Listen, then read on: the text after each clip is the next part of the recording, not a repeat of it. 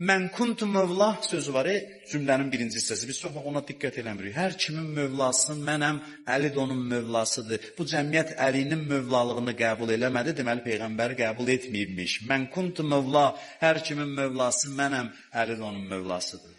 Ya Rasulallah, səni heç mövlalığa qəbul eləmirmiş bu cəmiyyət ki, onu da qəbul eləsin.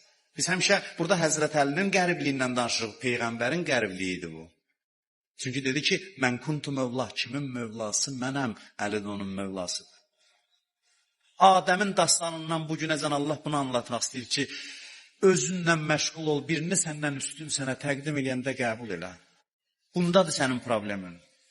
Mən deyərəm ki, İslamda ən böyük bayram Qədirxum bayramıdır və ən çox təkid olunub ki, bu bayramı əziz tutun. Hədisdə var, Əleyhisselam özü buyurur ki, Qədirxum günü bir adama yemək verərsə, 1 milyon peyğəmbəri doyurmuş kimidir. Bizim 1 milyon peyğəmbərimiz yoxdur. Hədisdə var, 124 min peyğəmbər var. Bugün ehsan ənənəsinin yaranması çox yaxşı olar.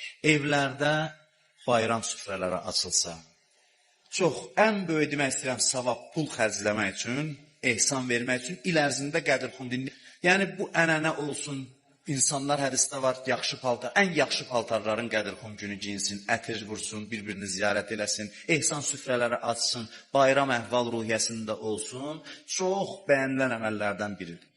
İl ərzində, yəni, bayram tutmağa ən layiqli gün savaqki gündür. Hədisdə var, kim Qədirxum gününü əziz tutarsa, növbəti Qədirxuma qədər böyük günah eləməz, o müddətdə ölsə matə şəhidən, şəhid kimi dünyasını dəyişir. Qədirxumu elə belə bir şey hesab eləməyin. Çox önəmli, mühüm bayramlardan